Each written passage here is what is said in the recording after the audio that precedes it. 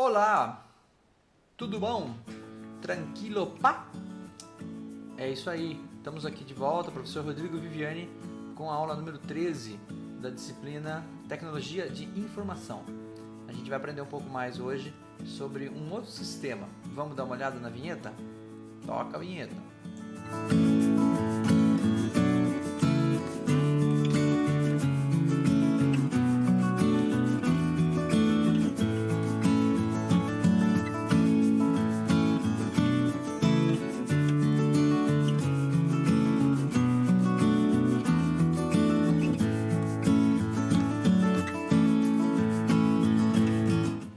É isso aí. Então a gente vai começar a falar sobre esse EDI.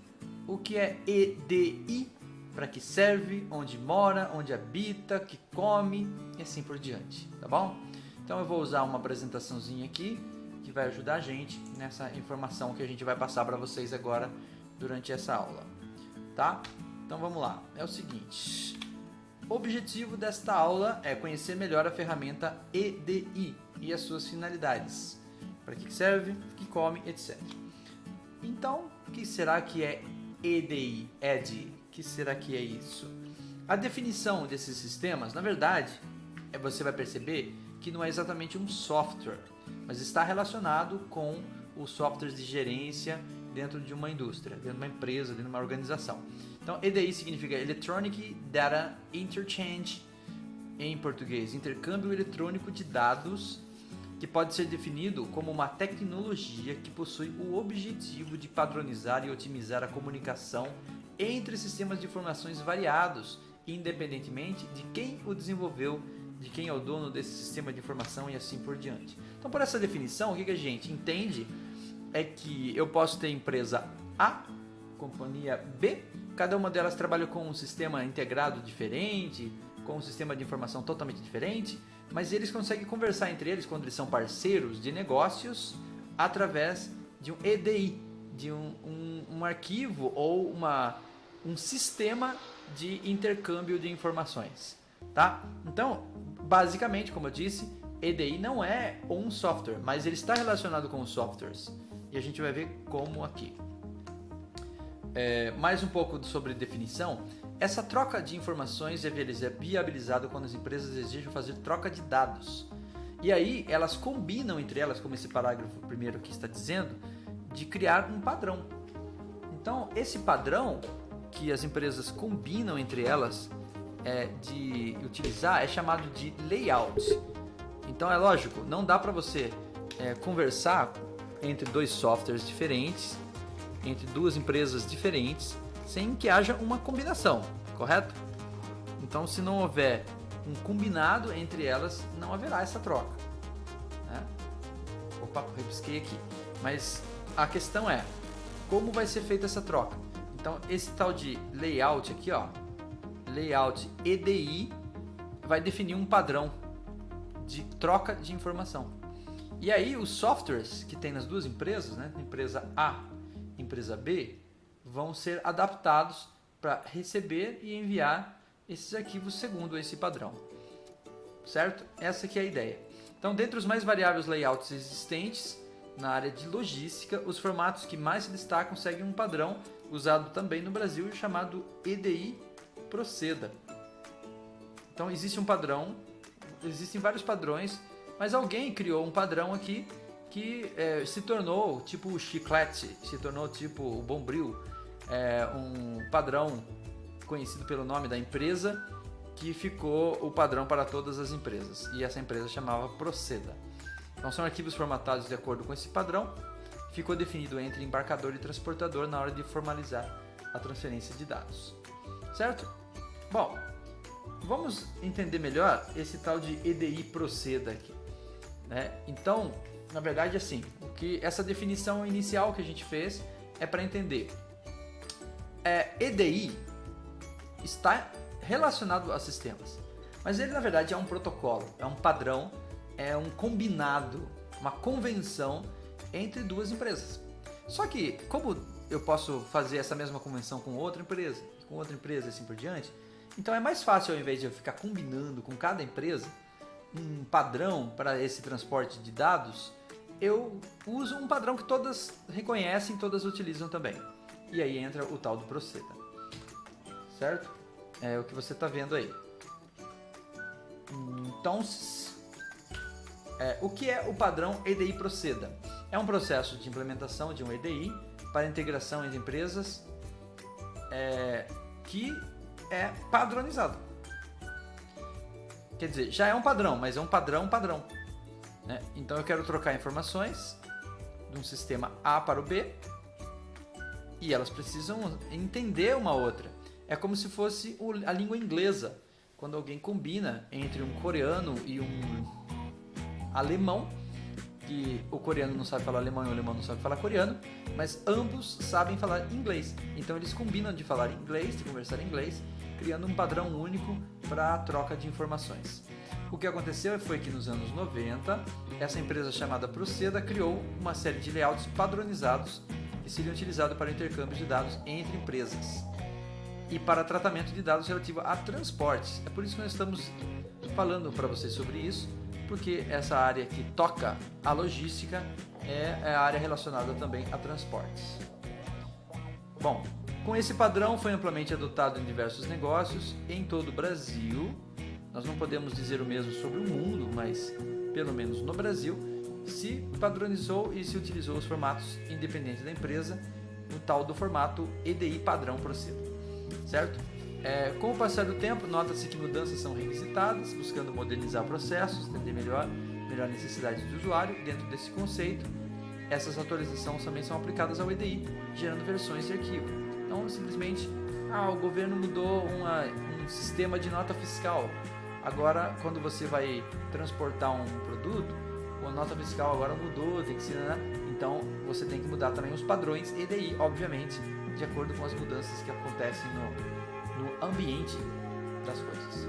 Né? Assim, os sistemas que rodam versões mais antigas precisam ser atualizados sem que haja impactos nas operações, mantendo compatibilidade. Porque o que acontece? Embora o EDI seja um arquivo, ou seja exatamente um arquivo, esse arquivo vai ser lido por um sistema de informação da empresa B, mesmo que ele seja emitido pela letra A, pela empresa A. Então, o sistema de informação da empresa A emite um documento. Esse documento, sem que ninguém tenha que ler ele manualmente, ele é, vamos dizer assim, importado para o sistema de informação da empresa B e automaticamente lido. Então, se houver mudanças nesse arquivo aqui, evidentemente tem que haver mudanças no sistema de informação. Aí entra uma tarefa do desenvolvedor de sistema de informação, que tem que evoluir junto com a evolução dos documentos EDI. Ao mesmo tempo, o recurso pode se adaptar a evoluções de processos e garantir integração entre empresas da melhor forma possível. Bom, na verdade, essa ideia toda aqui, antes de a gente entrar no tópico novo, é semelhante à nota fiscal paulista, por exemplo, ou à nota fiscal geral, nota fiscal eletrônica, que você tem um padrão e um documento de transferência, XML. Então, esse documento ele pode ser lido por qualquer software que leia o arquivo XML no padrão nota fiscal criado pela Receita Federal ou algo assim. Tá? Então, mais ou menos essa é a ideia do EDI. Basicamente, isso é EDI. Então a gente poderia simplesmente agora parar aqui a aula e acabou. Vamos embora e finalizou a aula. Mas não, né? Temos que aprofundar um pouquinho mais para entender para que serve, qual é a vantagem, como usa e assim por diante. Até citando aqui alguns exemplos. Então vamos lá. Damos sequência. Então, para que serve o EDI? Para que serve o EDI? Na verdade, o EDI possui diversas aplicações nos mais variados ramos de negócio. Então, basicamente, ele serve para a palavra-chave intercambiar, trocar informações entre parceiros de negócio, fazendo com que a comunicação seja mais segura, ágil e menos onerosa, certo? Então, essa comunicação e troca de informações é o papel-chave do sistema EDI. Como esse recurso faz com que os arquivos sejam transferidos de um sistema para o outro de forma automática, então elimina a necessidade de trabalho manual na hora de inserir as informações, o que diminui a possibilidade de ocorrência de erros. Por exemplo, digamos que não exista um EDI, então eu vou transferir um dado para uma outra empresa por meio de um documento digitado no Word ou uma planilha no Excel, vamos supor. Aí eu passo para as pessoas, cada pessoa que digita esse documento Word, Excel, digita de um jeito diferente. Quando chega no sistema aqui, não tem uma integração com isso. O que a pessoa tem que fazer? Tem que abrir o arquivo Word ou Excel e ler, e depois abrir uma pagininha lá ou uma área lá no seu documento e digitar os dados. Então, por exemplo, eu estou transportando para a sua empresa uma caixa de bis, né? Caixa de bis. Aí vem lá escrito os dados da transferência, né? Do transporte, certo? Nota fiscal ou coisa parecida, ou outros dados de transferência. E aí eu tenho que alimentar o meu sistema, porque eu tenho sistemas que dependem disso, como por exemplo o meu WMS, meu sistema de warehouse. E aí o que eu faço para alimentar? Como veio num arquivo Word ou Excel, eu tenho que digitar tudo, e aí isso vai dar erro. Mas se ele vier no formato EDI, eu importo e ele preenche tudo sozinho, automaticamente. Capite? Então, basicamente, essa é a ideia. Essa é a ideia. É a ideia de não digitar mais, automatizar o processo de transferência de dados entre um sistema de uma empresa e de outro. Certo? É um meio campo esse arquivo EDI. Bom, a aplicação de EDI no transporte de cargas, que é talvez uma das principais usos aqui na logística. Então, no que diz respeito à logística, o EDI pode ser usado por operadores logísticos, armazéns,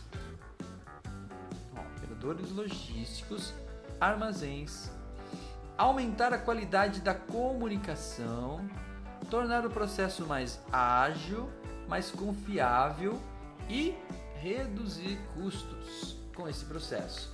Então, para o transporte de cargas, é muito interessante essa troca aí, bem confiável.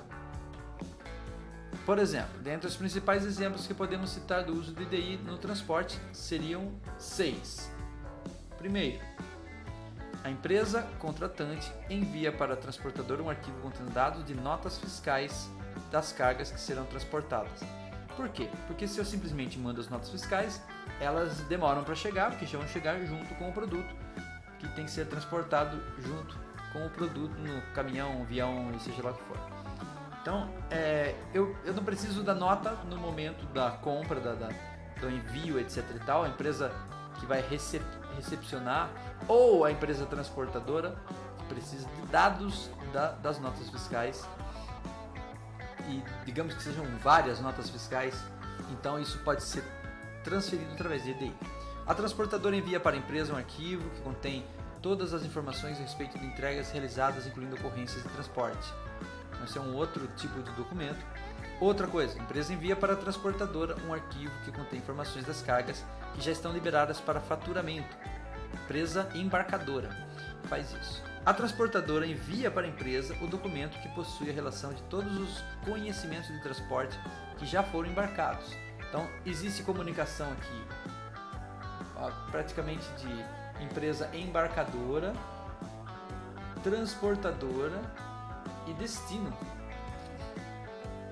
A transportadora envia para a empresa o arquivo que possui a lista de todos os conhecimentos de transporte que já estão faturados, os que estão para faturar, os que já estão faturados, que estão enfim. A transportadora envia para o arquivo que contém dados de cobrança que serão feitos para entregas realizadas. Agora, entenda o seguinte, uma empresa pode ser a própria transportadora, mas normalmente a transportadora é um terceiro, e essa empresa aqui não está dentro do sistema dessa daqui.